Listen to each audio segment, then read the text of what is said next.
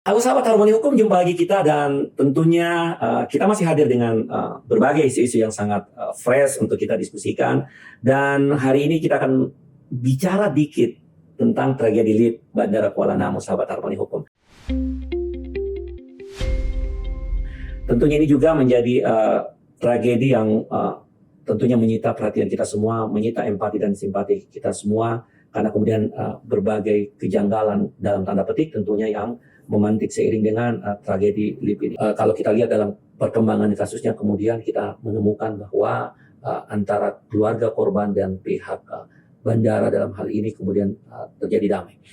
Tetapi lepas dari persoalan, karena ini persoalan damai antara keluarga korban dan kemudian pihak bandara, ada hal yang menarik menurut saya, menurut kami, sahabat Harmoni Hukum, untuk melihat atau memframing peristiwa-peristiwa seperti ini, karena kemudian yakinlah bahwa apa yang terjadi hari ini punya kemungkinan besar untuk terjadi di tempat dan ruang waktu yang berbeda. Kalau kemudian kita mencoba melihat fakta-fakta dalam kasus tragedi LIP di Kuala Namu, ini mungkin ada beberapa hal yang kemudian kita bisa belajar dari fakta yang ada. Karena tadi saya sudah sampaikan bahwa ini sudah damai, tetapi ini kan ini adalah bagian dari sebuah pembelajaran dan kemudian hendak mengingatkan kita bersama, maka tidak apa-apa lah kita kemudian melihat fakta-fakta yang ada.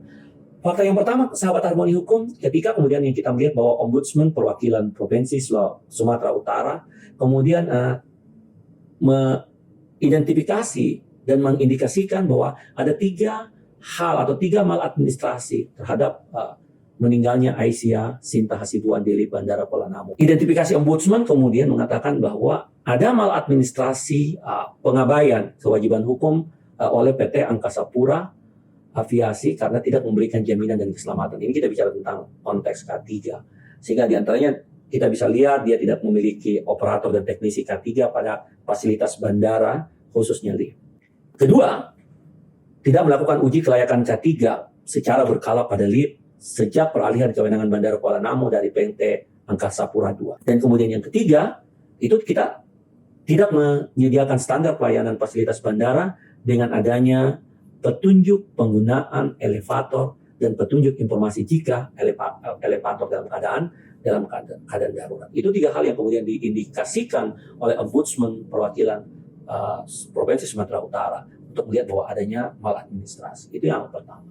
Kemudian yang fakta yang kedua, bahwa petugas keamanan bandara tidak memeriksa CCTV LIP, padahal sudah ada penjelasan dari keluarga korban bahwa korban sempat mengatakan bahwa dirinya terjebak di LIP. Kemudian fakta yang ketiga, setelah 3 hari, korban baru ditemukan berdasarkan petunjuk pengunjung bandara karena tercium bau busuk di sekitar LIP bandara, bukan dari hasil pencarian korban yang hilang oleh petugas bandara. Fakta yang keempat tentunya, meskipun ada dugaan kelalaian korban yang menggunakan handphone saat berada di dalam lift, sehingga kemudian tidak memperhatikan jika lift memiliki 2 pintu, dan bahwa korban terlihat membuka pintu lift secara manual, maka sahabat Harmoni Hukum, korban seharusnya dapat ditemukan lebih cepat jika kemudian petugas bandara memeriksa CCTV lift bandara yang mengakibatkan korban baru ditemukan 3 hari sejak korban dinyatakan hilang. Sahabat Harmoni Hukum, uraian fakta yang tadi kami sampaikan, pertanyaan mendasarnya adalah norma hukum apa yang harus digunakan seandainya kemudian kasus ini terus bergulir. Ini seandainya. Maka dalam konteks itu, sahabat Harmoni Hukum, ada beberapa normatifikasi atau hukum positif yang kita bisa gunakan sebenarnya untuk melihat atau mengurai persoalan ini.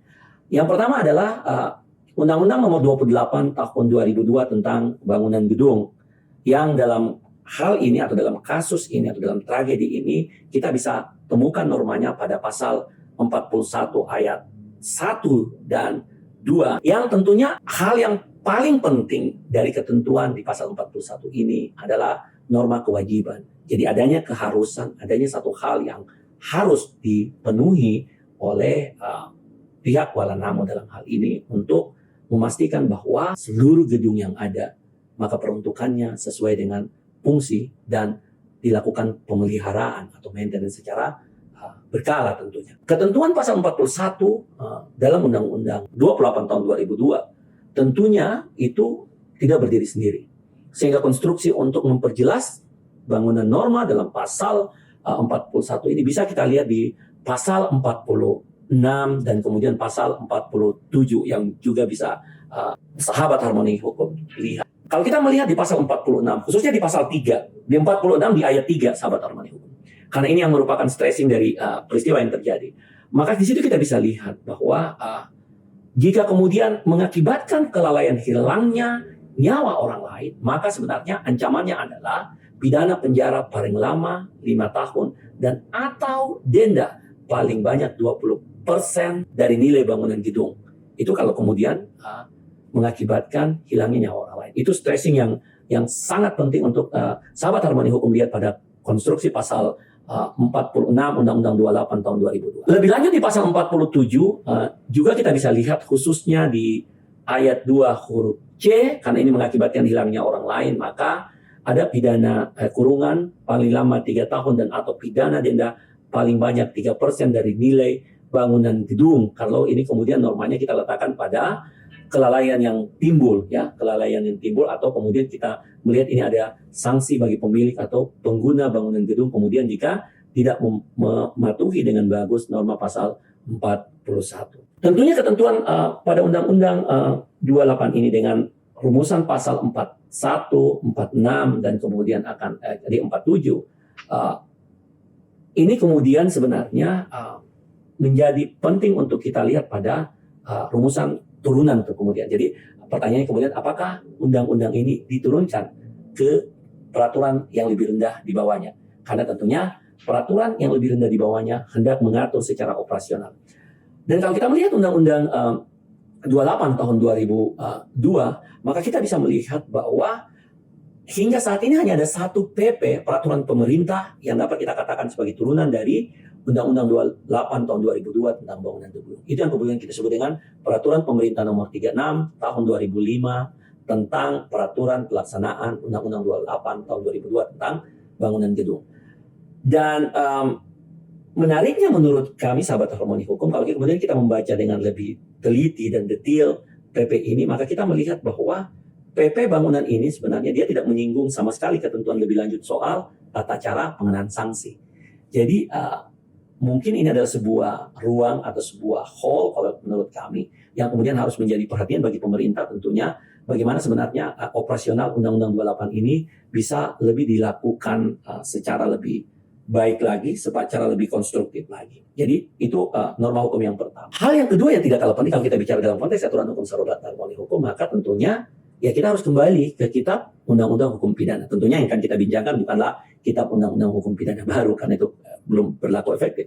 Tetapi yang kita hendak lihat yaitu bagaimana rumusan pasal 359 KUHP yang kemudian disebutkan bahwa barang siapa karena kesalahannya atau kealpaannya menyebabkan orang lain mati diancam dengan pidana penjara paling lama 5 tahun dan atau pidana kurungan yang paling lama 1 tahun. Kedua rumusan ini tentunya kalau kemudian kita coba renungkan lebih baik, kemudian kita coba diskusikan lebih baik, dan kemudian rumusnya lebih baik, maka tentunya sosialisasi kecil dengan rubrik-rubrik pasal seperti ini juga mungkin harus semakin sering untuk kita bunyikan. Kenapa harus semakin sering untuk kita bunyikan, sahabat harmoni hukum? Karena kita berharap ini menjadi warning bagi kita semua. Karena mungkin sesuatu yang menunjukkan sesuatu yang menunjukkan dalam tanda petik bukan menakut sahabat harmoni hukum, tapi lebih mengingatkan kita terhadap hal-hal seperti yang terjadi di Kuala Namu, mungkin dengan bahasa aturan mungkin itu akan jauh lebih efektif dibandingkan dengan bahasa-bahasa lain ataupun kemudian pengenaan tanda-tanda lain, karena kecenderungan masyarakat kita memang membutuhkan untuk selalu diingatkan dari waktu ke waktu. Sahabat harmoni hukum, saya kira itu mungkin the ending dari bagaimana kita melihat secara sederhana tragedi LIP di Kuala Namu dan konstruksi pasal yang bisa kita gunakan dengan dua ketentuan perundang-undangan yang kita gunakan. Jika Anda suka dengan harmoni hukum, terus dukung kami dengan cara share, like, comment, and subscribe. Dan tentunya sampai berjumpa lagi di topik-topik selanjutnya. Salam harmoni hukum, masyarakat damai, dan ciao.